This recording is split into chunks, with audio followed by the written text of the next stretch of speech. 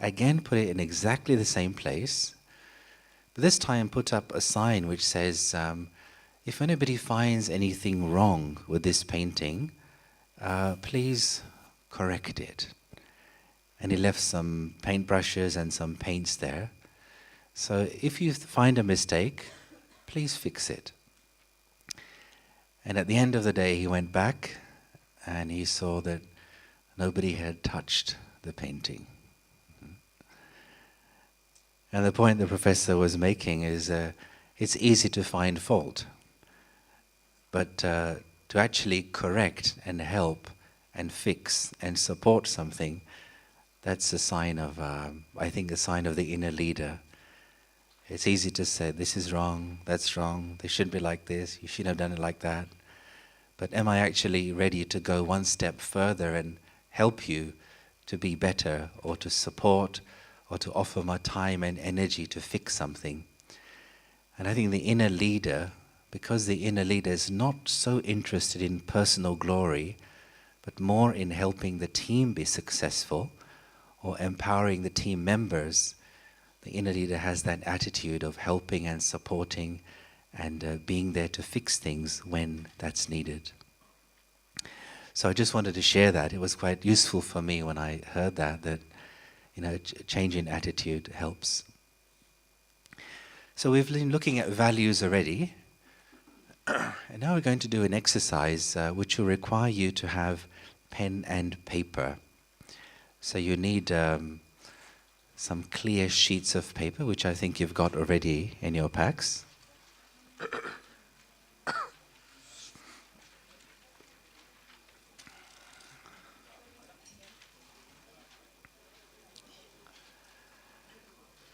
And what we do in reflective inquiry is I will read out a few questions to you, and in between each question I'll give you some time to write down the answers.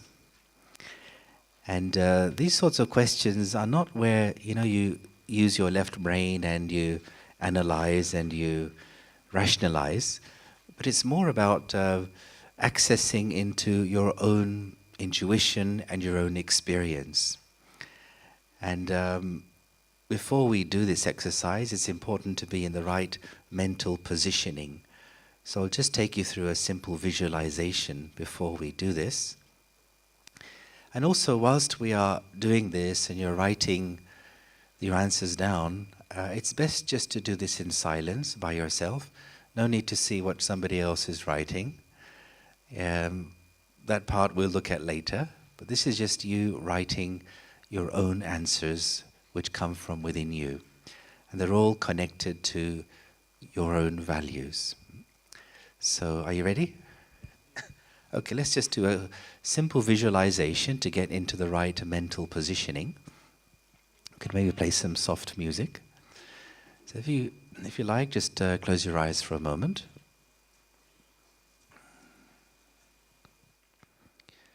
And just visualize yourself walking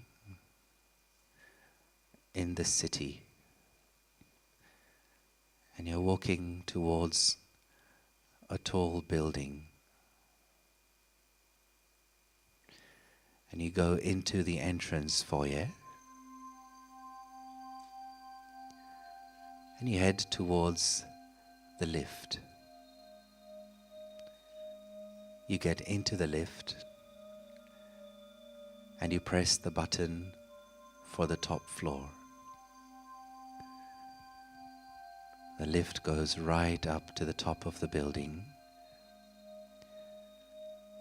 and it opens out into a lovely, large and very spacious room.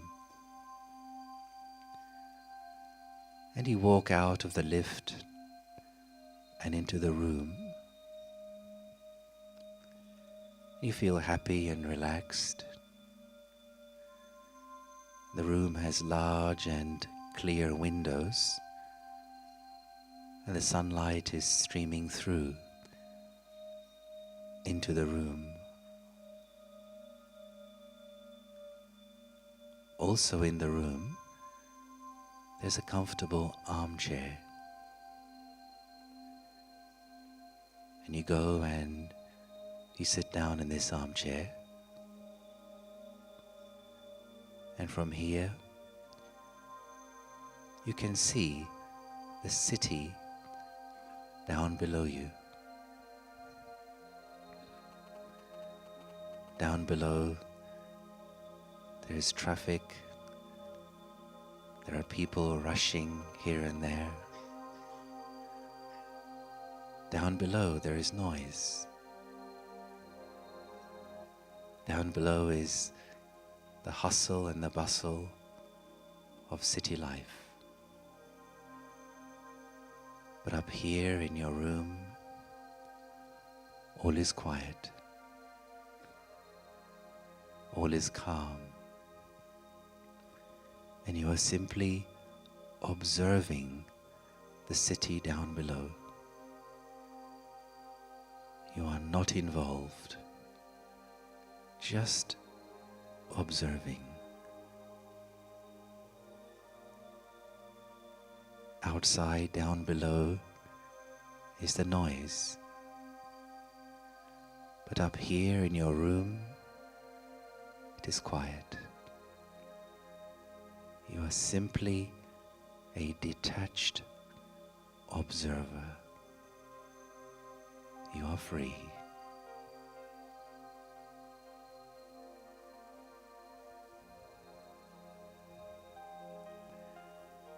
In the same way as you answer these questions, just observe the answers which come to your mind. And I'll go through the questions one by one. And I'll give you time in between each question to write the answer. So here is question number 1.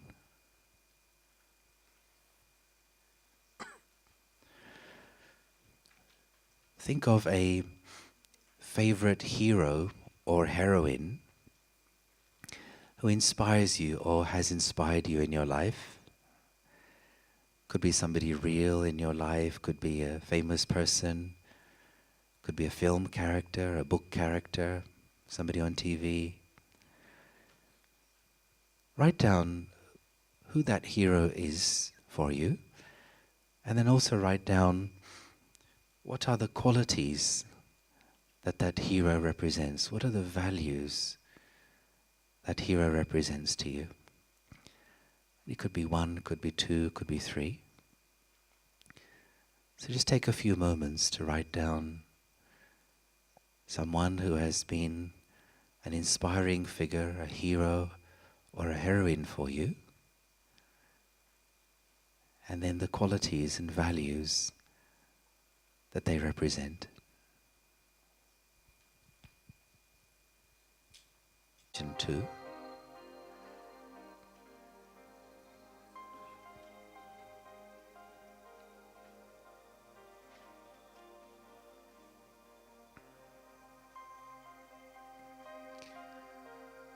So, question number 2.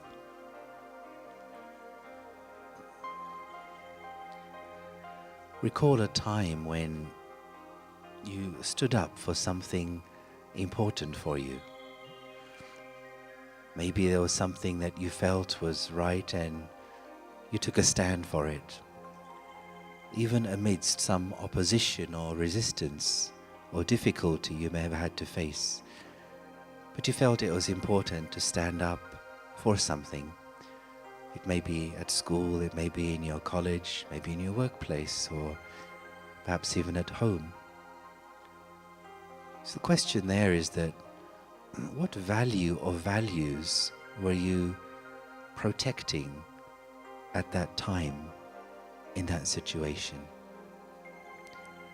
What value or values were you protecting in that situation? It may have been justice perhaps, or maybe honesty, or perhaps respect or fairness. But in that situation, what value were you protecting or standing up for?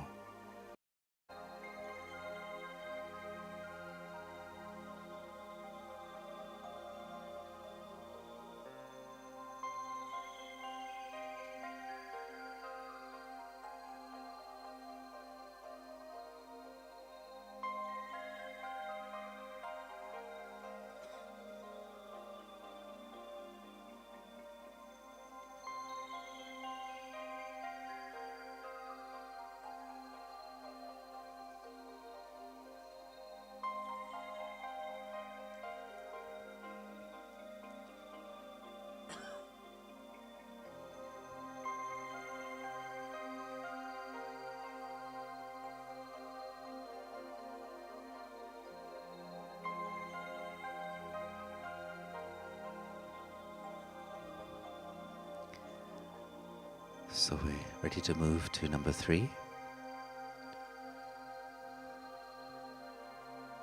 So question 3 is, what would you be prepared to make some great sacrifice for? For what would you be ready to give up something?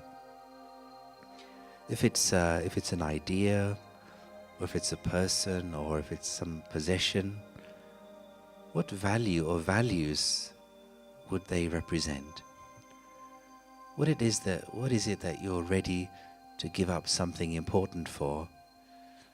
So what value is it that you hold so dear that you're ready to sacrifice something important for that value?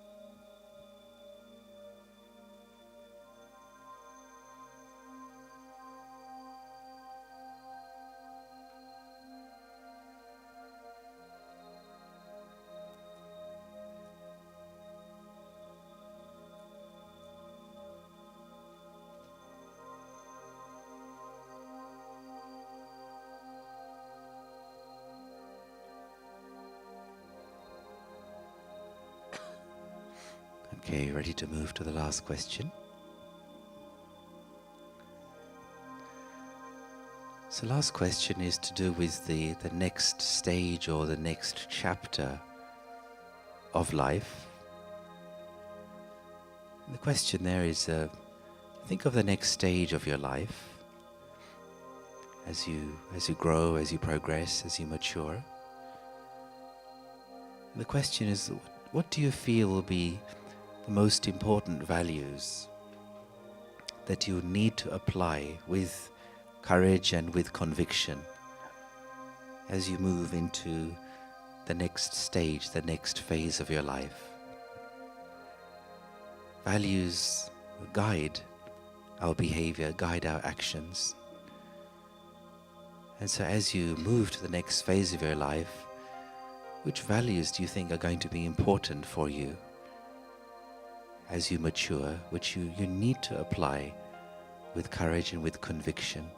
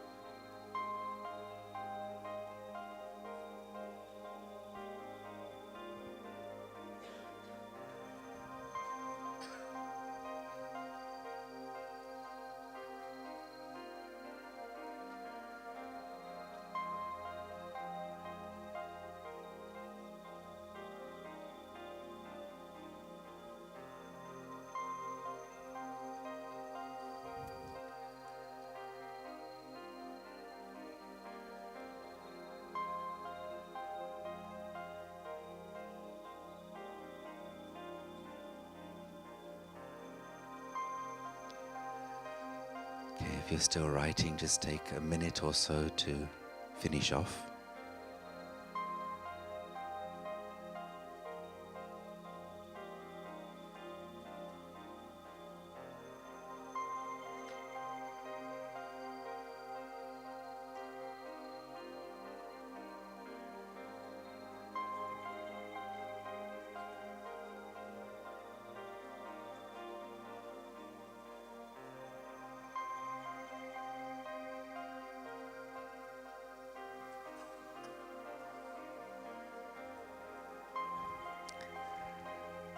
Okay, so each person, each individual is different, everyone is unique, and everybody has values that are important and dear to them. It's values which are driving us in our life, in our behavior, in our decision making. And each person has their own story of life too. And so the next part of the exercise is where we ask you to get into groups of... Sorry, Judy has some instructions for me.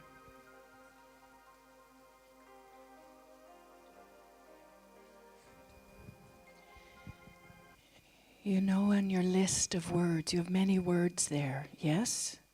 As answers, I would like you to look at them and circle 3 values. 3 words that you say again and again and again, or some version. So let's say you write love somewhere, but you see caring somewhere else, or kindness. Pick 3. Okay? Look back and just read your answers and circle 3 words that seem like they're pretty important to you. I notice somebody has their little booklet open. You know your book? There's many words in there that are nice values words if you need. Just to clarify about question 3, it's been indicated question 3 may not have been so clear to everyone. It is about sacrifice, that, you know, when you sacrifice something, you give up something for something else. So the question really was that what is so important to you that you would sacrifice something of yourself in order for a certain value?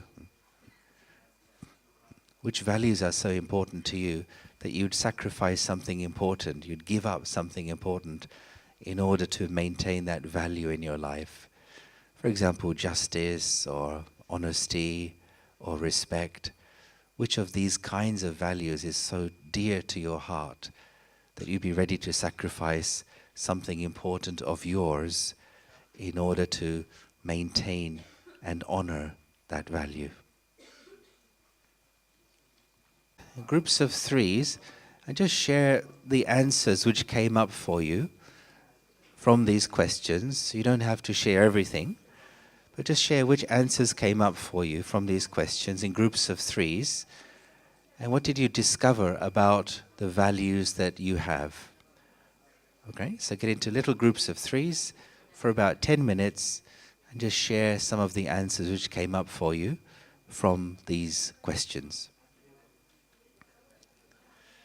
Is it clear?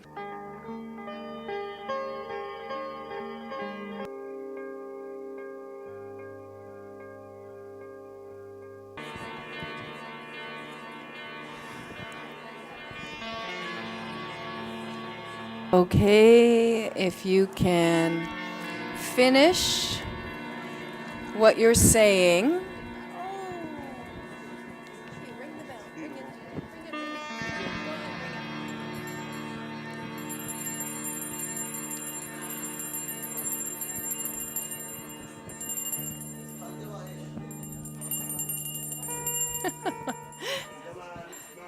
Oh. Oh, what a lovely sound.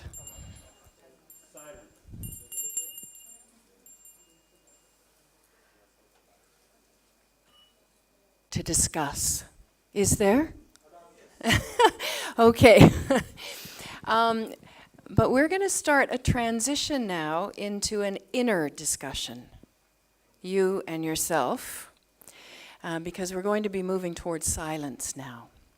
So there's much to be talked about, but another method to discover clarity is silence.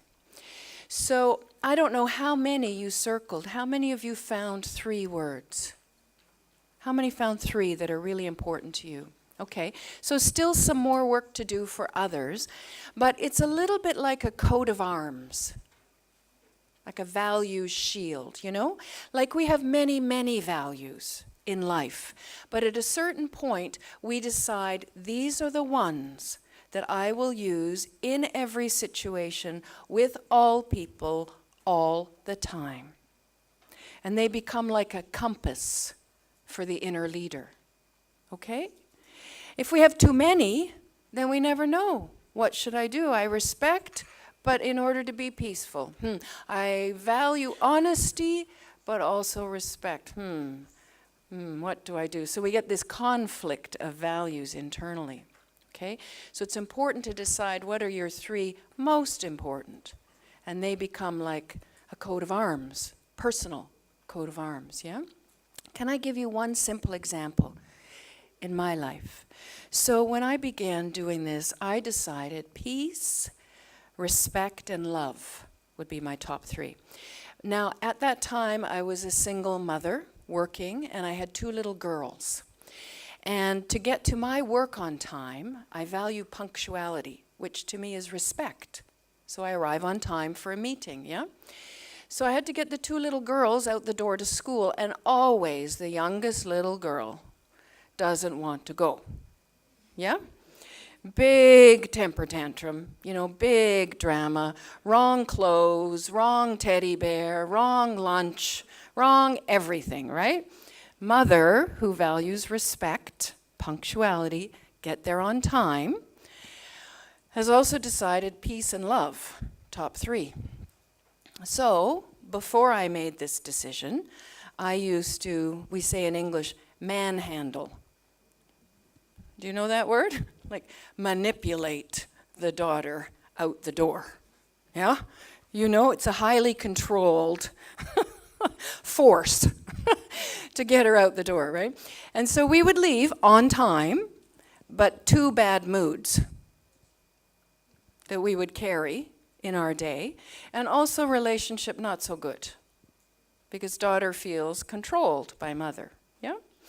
So when I made the decision, peace, respect, and love, I decided first peace here and now, and respect and love with this child. So I would say to her, Lucy, we have all the time in the world. Take your time. Get your stuffed animal, get your clothes. I will sit here and wait.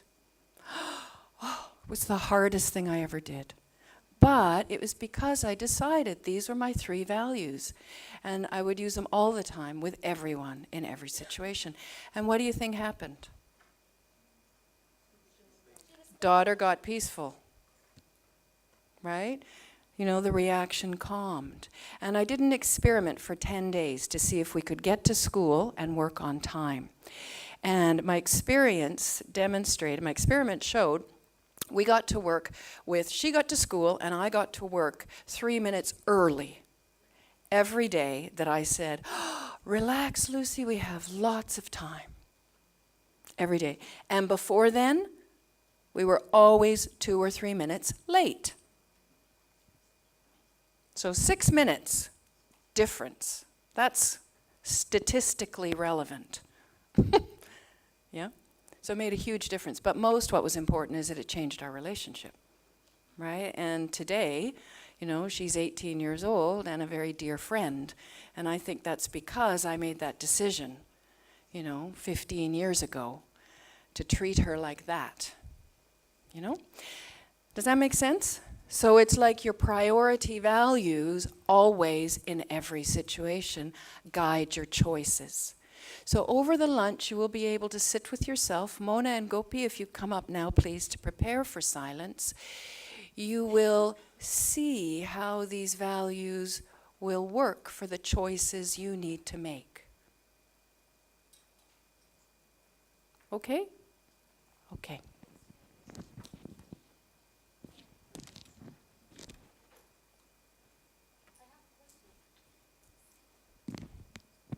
Go ahead.